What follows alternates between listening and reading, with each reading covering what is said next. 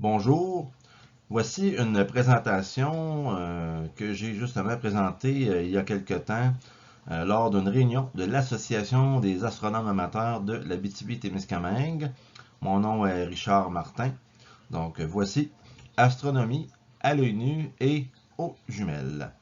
Donc cette présentation s'adresse à des astronomes amateurs débutants et aussi à tout le monde. Il y a sûrement quelque chose que vous allez apprendre pendant cette présentation. Donc, bonne présentation. Allons-y.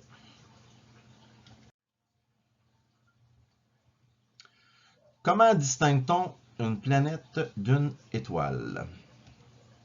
Bon, quand vous observez les étoiles, le ciel, naturellement, quand le soleil est couché, là, puis vous regardez les étoiles scintillent parce que la lumière qu'elles émettent est affectée par les perturbations atmosphériques. Donc, la planète scintille moins parce qu'elle réfléchit, elle, la lumière du soleil, mais dans un rayon de lumière plus épais, qui est donc moins affecté par les perturbations atmosphériques, ce qui explique donc le scintillement des étoiles. Donc, les planètes. Donc, j'ai une petite vidéo que j'ai montée sur les planètes qui va être intéressante à observer. Allons-y. Donc, nous nous dirigeons tranquillement vers la première planète la plus près du Soleil. Donc, cette planète est la planète Mercure. Si vous remarquez, elle a une phase Mercure, un peu comme la Lune. Mercure et Vénus, qui arrivent présentement, sont deux planètes qui peuvent présenter des phases car elles sont plus près du Soleil que les autres planètes, comme Mars plus loin. La troisième planète, d'ailleurs, est la Terre. On voit un petit peu la Lune à droite en haut, là. Donc, après la Terre, vous avez la planète Mars, la planète rouge. Donc, quand on l'observe, elle est vraiment rouge. On se dirige maintenant vers la plus grande planète du système solaire, qui est la planète Jupiter, avec la tache rouge que nous apercevons et les bandes de nuages très caractéristiques au télescope, même pour les amateurs. Saturne et ses anneaux, avec la division dans les anneaux, la division de Cassini, que même les astronomes amateurs peuvent observer avec leur télescope. Uranus et Neptune, qui sont visibles sous forme de petites billes vertes, petites billes bleues, là, au travers d'un télescope d'astronomes amateurs. Donc, toutes ces planètes sont les planètes de notre système solaire. Vous avez remarqué que Pluton n'est pas présente. Il y a quelques années, Pluton a été rétrogradé au rang de planète naine. Donc, je n'entrerai pas dans ce sujet pour le moment. Donc, nous continuons.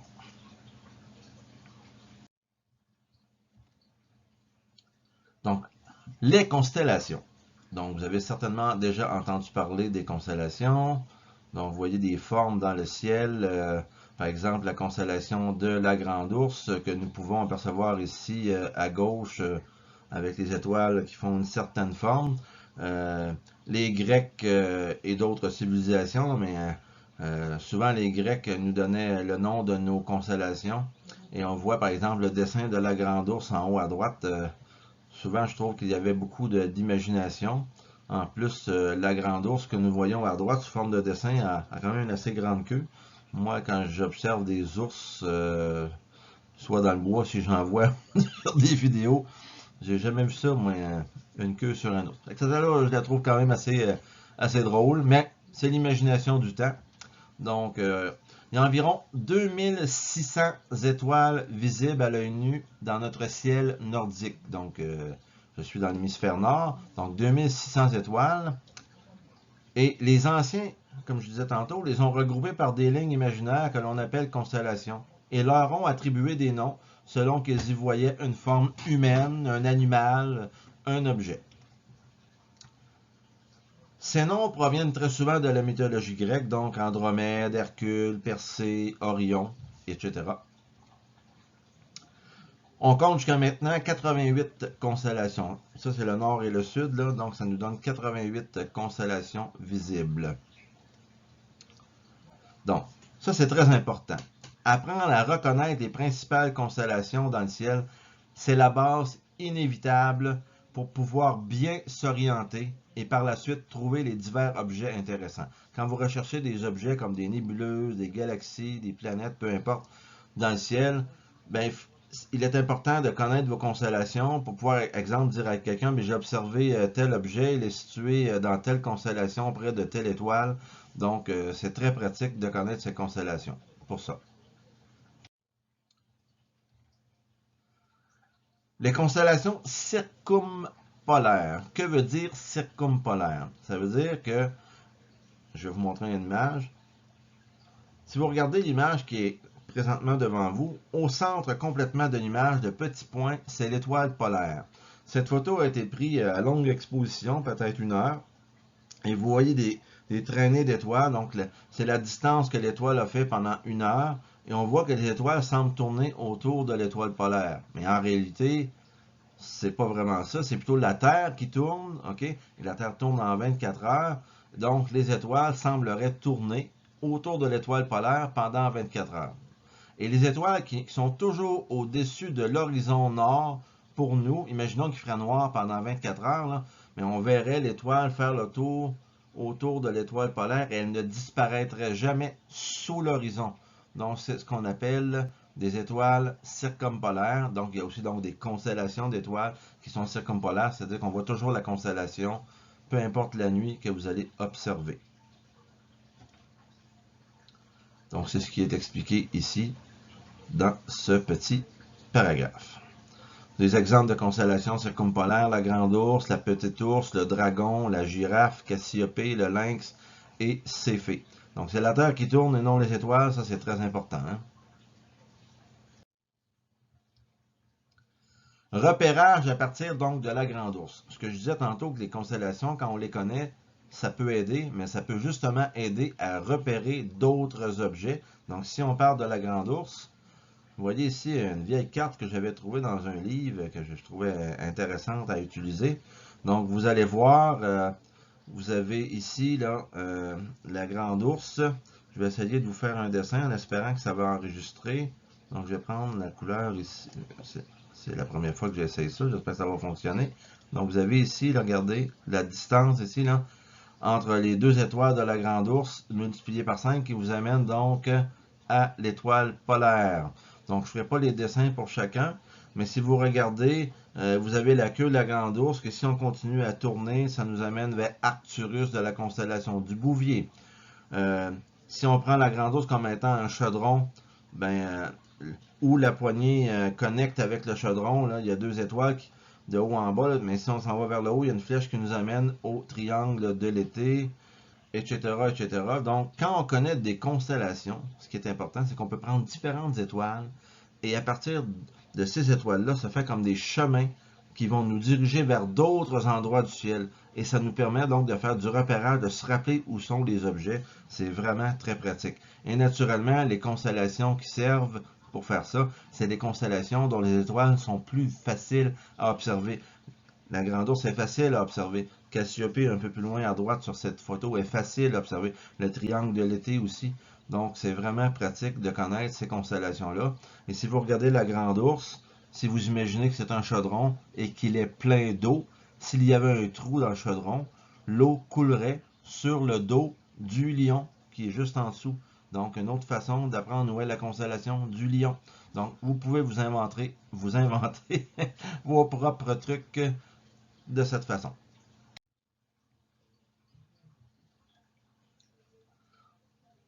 Donc, je ne vous l'apprends pas, la Terre tourne. Par exemple, si vous regardez sur cette image, vous voyez la grande ours qui tourne autour de l'étoile polaire parce que c'est la Terre qui tourne naturellement. Et on pourrait voir, par exemple, en A, le 15 novembre à 21h, B, c'est le 15 février, C, le 15 mai, D, le 15 août, toujours à 21h, où est positionnée la grande ours. Et si vous êtes habitué avec l'endroit où la grande ours est positionnée, et vous connaissez un peu la distance que parcourent les étoiles en un certain temps, vous pourriez même apprendre à dire l'heure selon la position de la grande ours à un tel moment donné dans l'année. Donc, ça pourrait vous servir d'horloge. Et si vous êtes perdu dans les bois, par exemple, ça peut peut-être vous aider des fois à vous repérer, ainsi qu'à savoir à peu près quelle heure il est. Ça peut être une façon de peut-être vous sortir du bois, comme on dit. En tout cas, c'est un truc. Repérage à partir d'Orion. Donc la constellation d'Orion, superbe constellation pour se repérer. Donc vous la voyez dans le milieu de l'écran. Donc vous avez les trois petites étoiles là. Donc ces petites étoiles-là, c'est vraiment merveilleux. Celui-là ici, là, je fais un petit dessin là, et voilà. Donc, quand on se dirige vers la droite, ça nous amène vers la constellation du Taureau, vers les Hyades et l'étoile Aldébaran. Vous avez vers le bas, là, vers 7 heures, si vous voulez, la direction 7 heures, imaginez-vous une horloge, là. Donc l'aiguille des heures, donc ça nous amène au Grand Chien. Vous avez l'étoile Bellatrix et l'étoile Bételgeuse. Si on ferait une ligne vers la gauche, ça nous amènerait au Petit Chien, près de l'étoile Procyon, avec Rigel et Bételgeuse en diagonale, là, de 5 heures vers 11 heures là, en montant. Là. Donc vous avez la constellation des Gémeaux.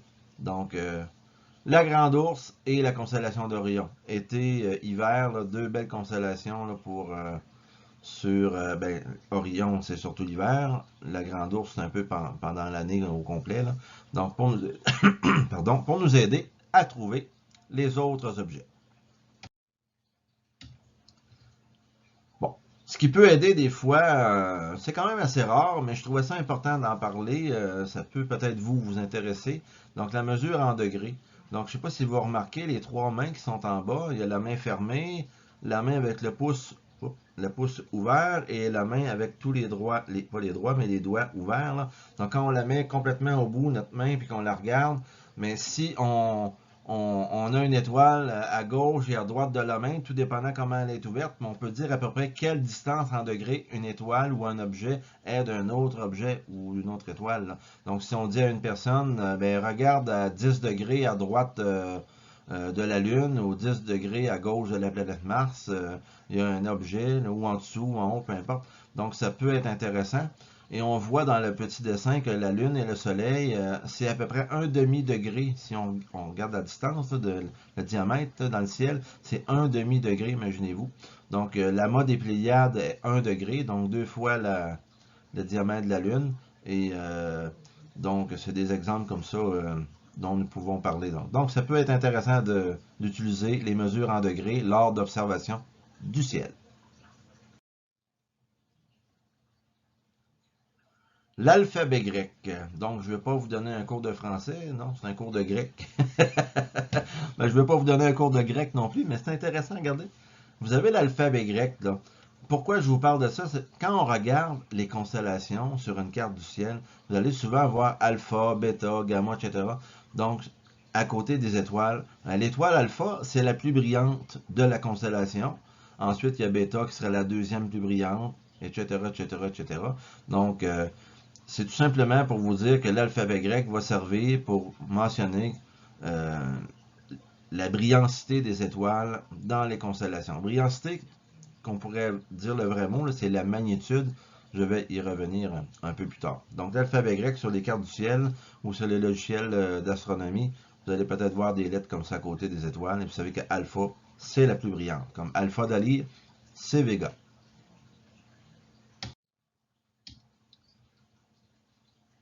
Donc, cherche étoile, carte et logiciel. Donc, un logiciel comme Coelix, là, vous voyez, c'est marqué Coelix Demo parce que vous pouvez télécharger Coelix Demo, qui est un superbe logiciel.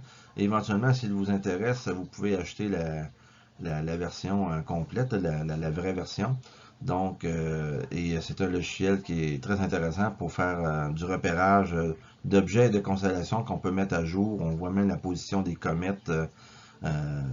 C'est vraiment fantastique. Vous pouvez utiliser ça avec un télescope aussi, Coelix Demo, là, c'est intéressant. Vous avez aussi le logiciel Stellarium qui est aussi très connu, qui existe aussi sur un téléphone cellulaire, donc sur Android, du moins vous pouvez le télécharger. Sur iPhone, je n'en suis plus certain. Mais vous pouvez l'avoir aussi sur un ordinateur, sur votre portable, il n'y a pas de problème.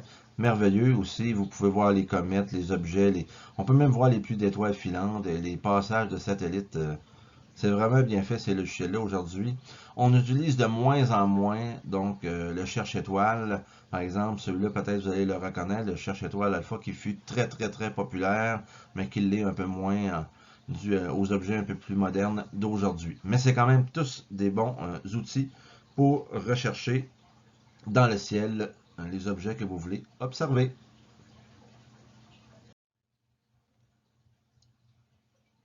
Bon, le catalogue de Messier. Donc Messier, de 1730 à 1817, c'est un monsieur qui était vraiment un grand observateur.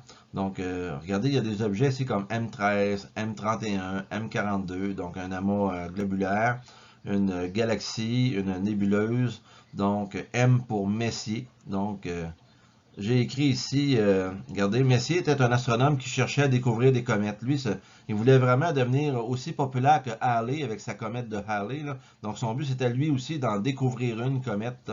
Donc, dans ses recherches, il observait des objets célestes qui, à première vue, ressemblaient à des comètes, comme des taches floues qu'il voyait, là, mais ça n'était pas des comètes. Et en passant, il en a découvert des comètes, Messier, mais jamais une grosse et belle comète comme la comète de Halley. Donc, il ne fut pas... il n'est pas devenu populaire pour les comètes, mais il est devenu quand même populaire pour autre chose, j'y reviens. Donc, à chaque fois qu'il balayait le ciel au même endroit, les mêmes objets lui apparaissaient. Donc, s'il voyait une petite tache floue à quelque part dans le ciel, puis qu'elle ne changeait pas d'endroit à chaque jour, à chaque jour, à chaque jour, ben, c'était pas une comète, parce qu'une comète, là, ça se déplace dans le ciel quand même assez rapidement de jour en jour. Donc, pour éviter de les confondre de nouveau, ces fameux objets-là qu'il observait, il les a répertoriés dans un carnet. Il n'était pas seul à faire ça, mais il le faisait. Donc, c'est devenu un catalogue dans les objets Messier. Donc, ce catalogue, c'est probablement un des plus populaires pour les astronomes amateurs. Là. Il comprend 110 objets. La majorité sont observables même dans une paire de jumelles, mais ça prend un super ciel noir et sans pollution lumineuse. Là. Donc, on les reconnaît justement avec la lettre M en avant du numéro. Donc, grâce à Messier, qui lui observait dans les années 1700-1800, là, on a de beaux objets qui sont les plus faciles à trouver habituellement pour les astronomes amateurs aux jumelles ou au télescope. Donc, merci Messier, c'est vraiment fantastique. Donc, la magnitude, donc je disais que j'étais pour y revenir, des objets célestes, donc la brillancité. Donc, il est possible de calculer l'écart en luminosité. Entre chaque degré de magnitude, il y a un facteur de 2,5. Qu'est-ce que ça veut dire?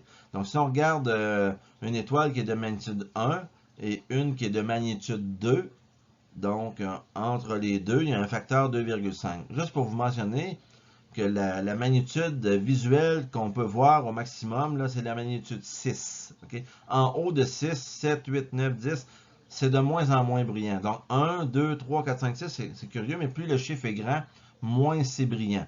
Il y a des magnitudes négatives aussi. Donc moins 1, moins 2, moins 3, moins 4. Donc plus on va dans le négatif, plus l'objet est brillant. Okay? Donc ainsi l'étoile Vega de la constellation de la Lyre donc à 2 magnitudes de moins que l'étoile polaire. OK? Donc, l'étoile polaire est donc un peu moins brillante que l'étoile Vega. Elle est 2,5 fois 2,5. OK? Parce que c'est un facteur de 2,5 à chaque changement de magnitude. Il y en a deux. Ce qui donne 6,25 fois plus brillante. OK? Vénus, à son maximum de brillance, atteint la magnitude moins 4. Donc, soit 4 magnitudes de moins que Vega. Vega de magnitude 0. Ça va? Donc, elle est donc 2,5 fois 2,5 fois 2,5 fois 2,5. Ça donne 39 fois plus brillante. C'est comme ça qu'on calcule comment un objet est plus ou moins brillant par rapport à un autre. Donc, regardez le soleil. C'est brillant le soleil, si vous ne l'avez pas remarqué. Magnitude moins 27. La pleine lune, moins 12. Vénus à son maximum, vraiment le moins 4,9. Mars, Jupiter, Mercure autour de moins 2,8. L'étoile Sirius, qui est l'étoile la plus brillante que nous pouvons observer, à part du Soleil bien sûr, est de 1,5 environ. Donc, moins 1,5, excusez. Donc, Vega, Arcturus, moins 0,0. Ben, il y a un moins en avant, mais le ciel doit avoir mis un moins, mais c'est 0. Donc, Saturne, 0,2. L'étoile polaire à 2. La galaxie d'Andromède, j'ai bien dit la galaxie. Cette galaxie-là, on peut la voir à l'œil nu. C'est l'objet le plus lointain que nous pouvons observer à l'œil nu. C'est la galaxie d'Andromède avec une magnitude de 3,5. Et le mât globulaire M13 dans un ciel noir, on peut le deviner avec sa magnitude de 6. Donc, c'est des exemples intéressants donc à comprendre au niveau des magnitudes. Nous continuons. La couleur des étoiles. Quand on regarde comme il faut, il y a des étoiles qui ont certaines couleurs. Des fois, c'est rouge, des fois, c'est bleu. Donc, tout dépendant. Comme l'étoile Betelgeuse, par exemple, on voit vraiment un petit peu rougeâtre, là. Et Sirius, on voit pas tellement, mais elle est un petit peu bleu. Mais il y a des étoiles là, qu'on voit plus les couleurs, tout dépendant de celles qu'on observe. Mais pourquoi on les voit donc de différentes couleurs? Ici, j'ai un diagramme qui nous montre que il y a des étoiles rouges, des étoiles bleues, des étoiles jaunes, etc. Mais pourquoi la couleur? Mais si vous regardez en bas, c'est marqué dans la grande flèche du bas. Vers la gauche, c'est étoile chaude et vers la droite, c'est étoile froide. Je ne sais pas si vous avez déjà remarqué, quand vous faites un barbecue, la flamme du barbecue. Si la flamme est bleue, c'est que votre barbecue, il chauffe parfaitement. Mais si la flamme a tendance à devenir rouge, c'est que vous êtes peut-être à la veille de manquer de gaz propane. Là. Donc, ça chauffe moins. Donc, c'est la même chose pour les étoiles. Les étoiles bleues. Les étoiles bleues sont plus chaudes. Et les étoiles rouges, donc, plus froides. Et les étoiles qui sont plus grosses vont être aussi, habituellement, plus brillantes. Ça, c'est l'autre flèche qui va vers le haut. Et on a une séquence dans le milieu qui s'appelle la séquence principale, dont notre Soleil fait partie. C'est là où l'étoile passe la plupart de sa vie. Et puis, il y a des étoiles qui ne passent pas par là, mais je ne vais pas vous faire un cours aujourd'hui sur la vie des étoiles. Mais en gros, quand nous faisons de l'observation, c'est ça qui était le but de la présentation, l'observation, mais on peut voir certaines étoiles là, de certaines couleurs. Par exemple, vous allez avoir dans la constellation de la lyre, du cygne, excusez-moi, Albireo, donc qui a deux étoiles. Là. Il y en a une rouge et une bleue. C'est vraiment très très joli à observer. Type d'étoiles variables. Il y a des étoiles qu'on appelle variables. Elles semblent soit d'un jour à l'autre, d'une semaine à l'autre, d'un mois à l'autre, tout dépendant de. Ils n'ont pas tous la même période, toute la même période, mais elles semblent être plus ou moins brillantes selon la période. Donc, il y a des variables pulsantes, variables par rotation éruptive à éclipse. Donc, une variable pulsante, c'est parce que l'étoile a des pulsions, justement, et tout dépendant de ses pulsions, puis comment ça prend de temps pour faire ses pulsions. Donc, l'étoile peut sembler changer de magnitude pour l'observateur. Les variables par rotation, c'est que l'étoile tourne autour d'elle-même, comme notre Soleil tourne autour d'elle-même, et il y a des côtés du Soleil qui peuvent y avoir plus ou moins peut-être de taches, comme les taches solaires. Donc, tout dépendant, si vraiment il y a une différence vraiment au niveau des taches qui sont plus sombres, ben, ça peut faire qu'on voit l'étoile à un moment donné un peu moins brillante, un peu plus brillante, donc pour l'observateur. Les éruptifs, des fois, ça peut arriver, ça c'est. Il y a une grosse éruption sur l'étoile, et puis on voit un changement de magnitude, mais qui ne durera pas nécessairement longtemps. Là, okay? On a l'étoile Betelgeuse dernièrement là, qui change aussi de magnitude. On pensait peut-être qu'on était pour voir une supernova. Là. Ça a l'air de vouloir se rétablir.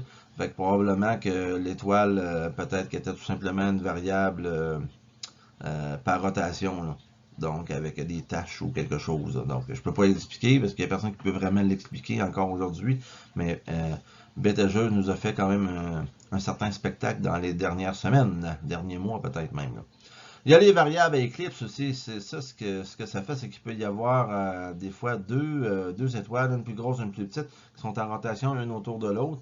Et puis quand il y en a une qui passe en avant de l'autre, ben, elle la cache. Puis quand elle est à côté, elle ne la cache pas. Donc ça fait un changement de brillantité, un changement de magnitude. Donc, vous avez à droite un dessin, vous ne voyez peut-être pas au complet, mais vous voyez une étoile qui change de magnitude avec le temps.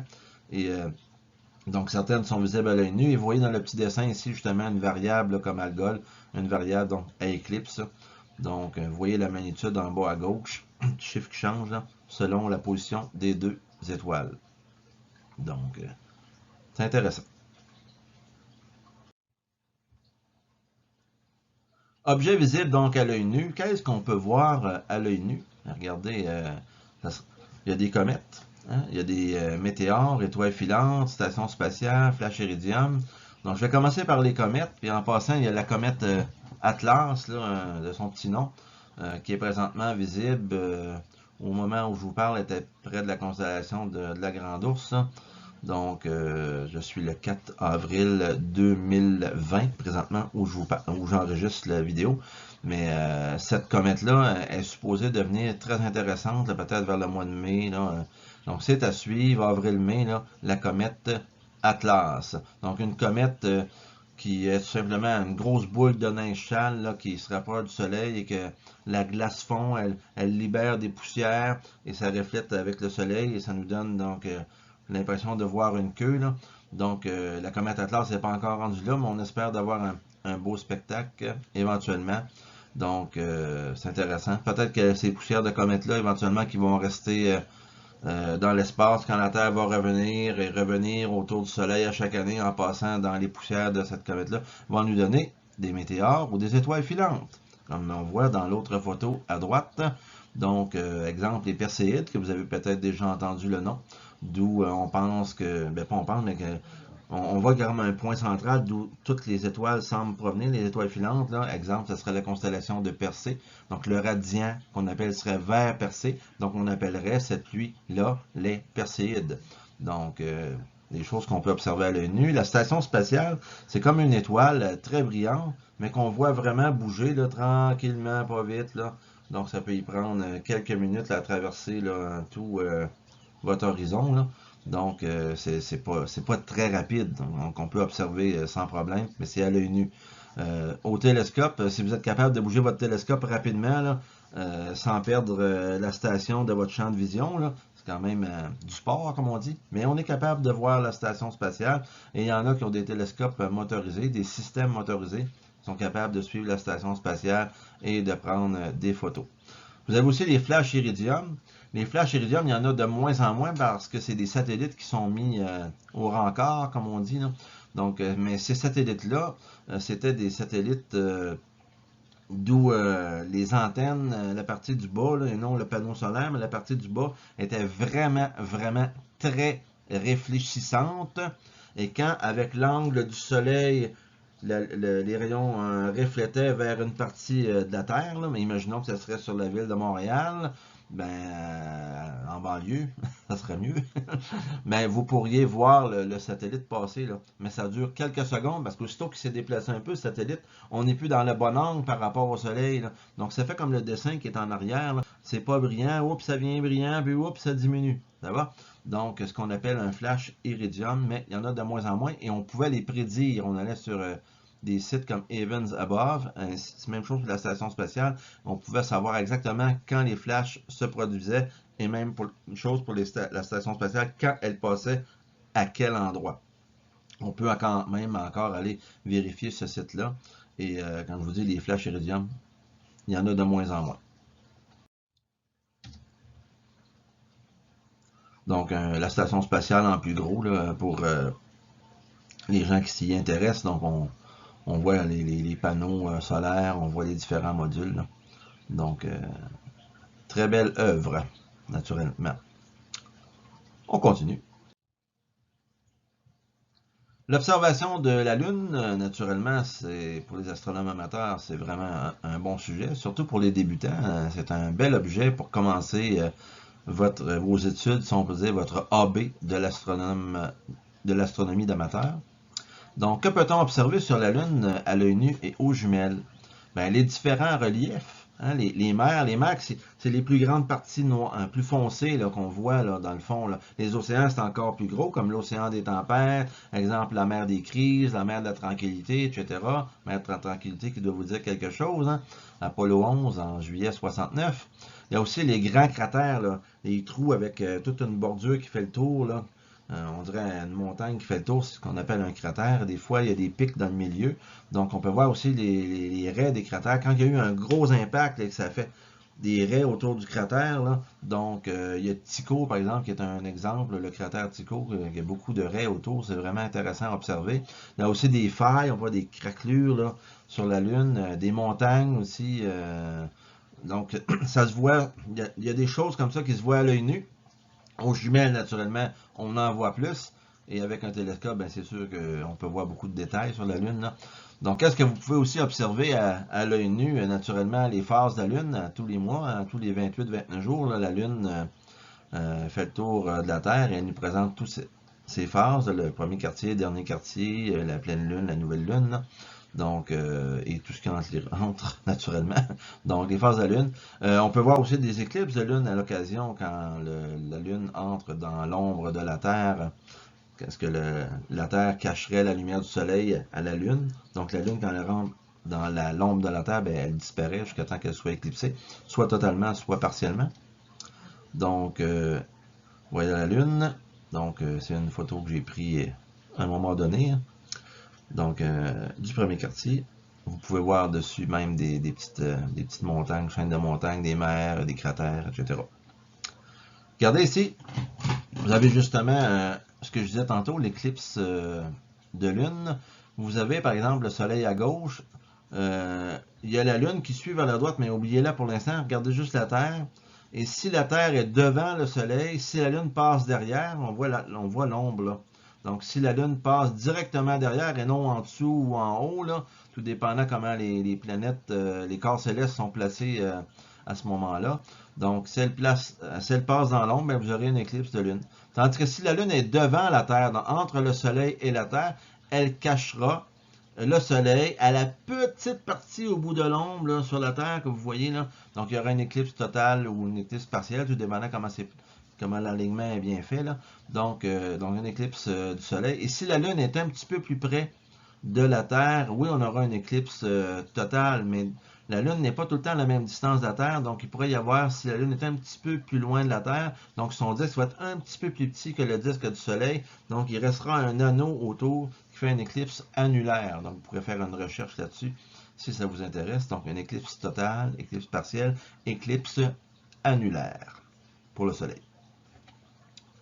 Donc, vous voyez la Lune en plus gros, là, presque une pleine Lune. Là. Donc, superbe photo. Ce n'est pas une des miennes, donc, mais elle est très jolie. L'observation du Soleil. Donc, attention pour l'observation du Soleil. Vous ne regardez jamais le Soleil à l'œil nu ou avec n'importe quel instrument sans être équipé de filtres spéciaux, d'un filtre spécial qui va sur le télescope au bout de l'objectif. Donc les filtres qui vont sur l'oculaire, vissés, souvent qu'on voit quand on achète un petit télescope, n'utilisez jamais cela, c'est dangereux, ça peut craquer, c'est vraiment pas une bonne idée d'utiliser ça, même si on vous le dit. N'utilisez pas cela. Donc soit l'objectif au bout, ou si vous enlevez si vous n'avez pas de filtre solaire, vous pouvez faire une projection sur un papier blanc. Essayez de faire le focus là-dessus. Vous pouvez regarder sur le papier blanc, donc le soleil, mais pas l'œil à l'oculaire. Si vous mettez l'œil à l'oculaire pour observer le soleil, c'est parce que vous avez un filtre sur l'objectif et qu'il a été vérifié avant pour être sûr qu'il ne soit pas brisé. Donc, je vous aurais averti car c'est très dangereux. Donc, regardez. On ne doit jamais, donc je viens de dire ça, je ne le relirai pas là. Donc, vous avez des taches solaires sur le soleil qu'on peut observer. Donc, ça, c'est une photo que j'ai prise, ça, imaginez-vous, en avant d'un objectif de télescope avec mon cellulaire il y a quelques années. Donc, on voit deux belles taches solaires, donc des ondes plus froides sur le soleil là, qui font que c'est justement plus sombre. Là. Donc, j'entrerai pas dans les détails des explications aujourd'hui pour les taches solaires. Donc, vous avez ici la méthode par projection. Vous pouvez utiliser une paire de jumelles, mais c'est sûr que c'est petit. Hein, c'est plus petit, à moins que vous ayez une grosse paire de jumelles, là, des 20 par 80 par exemple. Donc, vous pouvez voir le soleil par projection, soit avec un télescope ou une paire de jumelles. C'est une autre façon sécuritaire d'observer le soleil.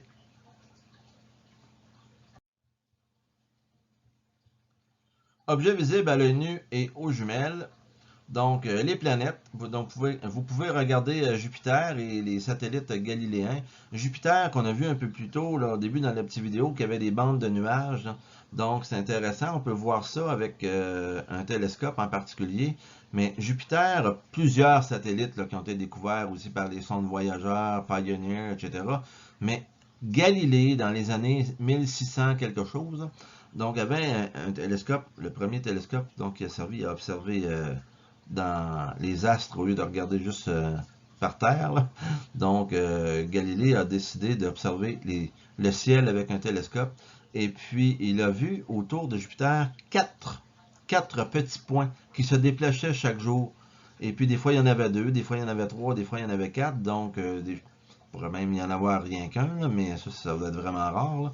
Mais c'est 4 satellites qui tournent comme la Lune autour de la Terre, donc c'est des satellites naturels. Donc il y a Io, Europa, Ganymède et Callisto, donc les 4 satellites galiléens que Galilée donc a observés. Donc autour de Saturne aussi, il y a un petit point, il y en a d'autres, mais celui qui paraît vraiment le plus brillant, c'est le satellite Titan, donc qui est très populaire. On y a déjà envoyé une sonde atterrir là, sur Titan, je pense que c'est la sonde Huygens, j'ai de la misère à le prononcer. Naturellement, on peut aussi observer les anneaux de Saturne avec un télescope sans problème. Mercure et Vénus, nous pouvons aussi les observer. Tout ça, on peut observer ça aux jumelles, là, mais ça ne sera pas aussi beau qu'avec un télescope. Mercure et Vénus, on va voir un petit point, mais avec un télescope, on peut voir les phases, comme la Lune, parce que c'est des planètes intérieures, et les planètes étant plus près du Soleil, si nous autres, on est plus loin, mais que la planète, par exemple, est à droite, on va voir juste son côté gauche qui va être éclairé, là. Donc, un peu comme la Lune. La planète Mars qui est observable aussi à l'œil nu et aux jumelles. Donc, vous avez un exemple pour Jupiter maintenant avec les 4 satellites. Là, il y en a 3 à gauche et 1 à droite. Ils sont pas mal alignés tout le temps comme ça, là. Donc, les satellites. Et on voit les bandes de nuages. Ça, c'est vraiment quelque chose qui ressemble à ce qu'on voit au télescope, là. C'est vraiment ressemblant, là. Des fois, ça peut être mieux que ça. Des fois, ça peut être pire. Mais en moyenne, ça ressemble pas mal à ça. Et regardez en bas, ce n'est pas la Lune. C'est vraiment Vénus dans ce cas-là. Donc, il nous présente une phase vraiment intéressante à observer quand elle est assez près du Soleil. Donc, c'est vraiment joli. Donc, présentement, en date du 4 avril 2020, la planète Vénus est vraiment facilement observable à peu près au quartier, là. Donc, en direction nord-ouest le soir, elle est vraiment très très haute. Donc, si vous écoutez la vidéo prochainement, là, par rapport au 4 avril 2020, ben, vous pouvez observer Vénus sans problème. Donc, les satellites et les phares se voient mieux au télescope, comme je disais tantôt, ou avec de grosses jumelles.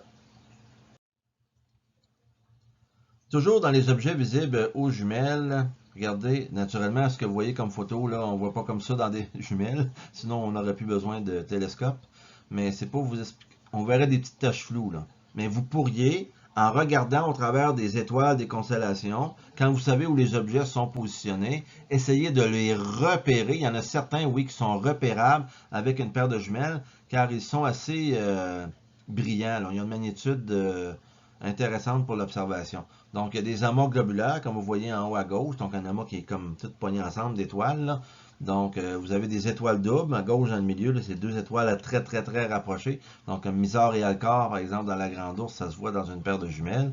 Vous avez un amas ouvert comme les Pléiades en bas à gauche. En haut à droite, c'est une supernova, là, ça fait comme une nébuleuse, mais c'est une ancienne supernova qui a explosé. La nébuleuse, donc, du Crabe dans la constellation du Taureau, là, près des Hyades, un peu plus loin, là. Vous avez une galaxie comme la galaxie d'Andromède, et il y en a une tout petite en dessous, là, donc Andromède c'est M31, mais ce que vous voyez en bas c'est NGC, excusez-moi NGC, M110, et on a de la misère à voir M32, mais c'est un petit peu plus haut, là, M32, qui est collé sur M31 sur le rebord, là. Donc, c'est 3 objets qu'on peut observer facilement dans un télescope, mais M31, on la voit à l'œil nu, mais on ne voit pas ça, on voit une grosse tache, là. Donc, c'est vraiment intéressant à observer. Donc, les amas globulaires, je vous donne les numéros, mais ici, là, mettez M3, M5, M11, M13, M92, c'est facile à voir, même avec une paire de jumelles, c'est facile à repérer. Les amas ouverts comme Melotte 20, un autre catalogue, M. Melotte qui a fait un catalogue, M22, M34, M103, H et X de Persée, un double amas dans Persée qui est vraiment spectaculaire dans une paire de jumelles. Dans les nébuleuses, M8, M20, M27, intéressantes à observer. Les galaxies, M31, M33, M51, ça se voit dans un ciel noir. M81, 82, 2 galaxies dans la Grande Ourse. Dans un ciel noir, on peut les repérer, je les ai vues. Les étoiles doubles comme Mizar et Alcor, Epsilon de la Lyre, etc. Donc, il y a beaucoup plus d'objets que ça, mais c'est des suggestions que vous pouvez essayer avec une paire de jumelles. Donc, habituez vos yeux et utilisez une lampe rouge. Qu'est-ce que ça veut dire? Quand vous êtes dehors et que vous voulez observer, ça prend aux yeux, là, dans un ciel noir, là, naturellement, à peu près 20 minutes à devenir très habitué à la noirceur. Là. Okay? Donc, la meilleure vision de nuit, là, ça prend au moins 20 minutes. Si quelqu'un vous flash, excusez-moi l'expression, une lumière blanche dans les yeux, quelques secondes, vous risquez d'avoir un autre 20 minutes à attendre là, pour avoir vraiment la meilleure vision de nuit.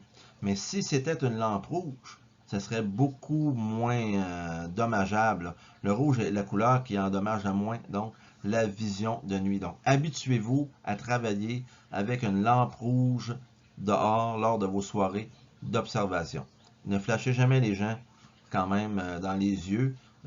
C'est pas intéressant, ça va les nuire aux observations. Attention à l'habillement et à la protection. Bon, juste vous mentionner que l'été ici, à l'endroit où je suis, il y a beaucoup de maringouins.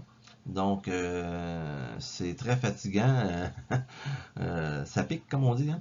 Donc, il faut bien s'habiller, mettre de la protection. Donc, peut-être des fois un chapeau ou quelque chose. Mais protégez-vous des moustiques car il n'y en a pas des centaines, il y en a des milliers. C'est vraiment fatigant. Donc, ça vous donne rien de vous mettre de la protection solaire. Normalement, vous observez la nuit.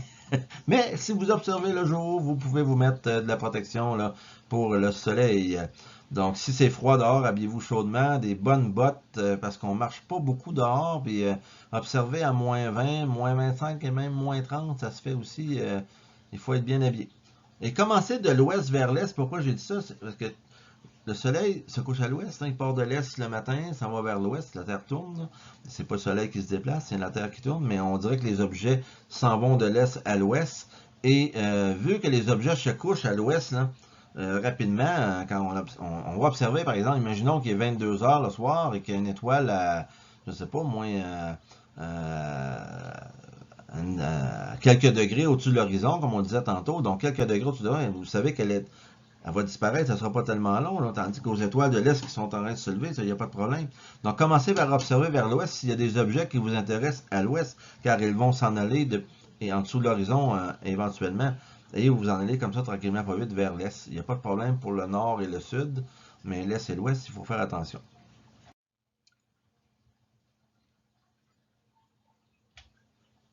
Pardon. Donc, comment choisir ces jumelles? Donc, vous voulez vous acheter des jumelles comme premier instrument pour faire de l'astronomie. Donc, faites attention à certains critères. Par exemple, des jumelles 7,50 ou des jumelles 10,50 avec un X pour la multiplication. Donc, c'est justement les 7,50 grossissent 7 fois, des 10,50 grossissent 10 fois.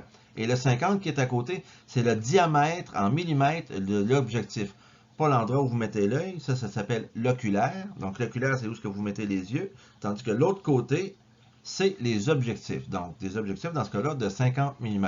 Mais ça existe aussi des 20 par 80. Ils grossissent 20 fois avec des objectifs de 80 mm. Ça prend absolument un trépied, parce que ça grossit trop pour tenir dans nos mains. Vous allez trop branler, comme on dit, et vous allez voir une image qui bouge tout le temps. Vous ne pourrez pas vraiment apprécier ce que vous observez.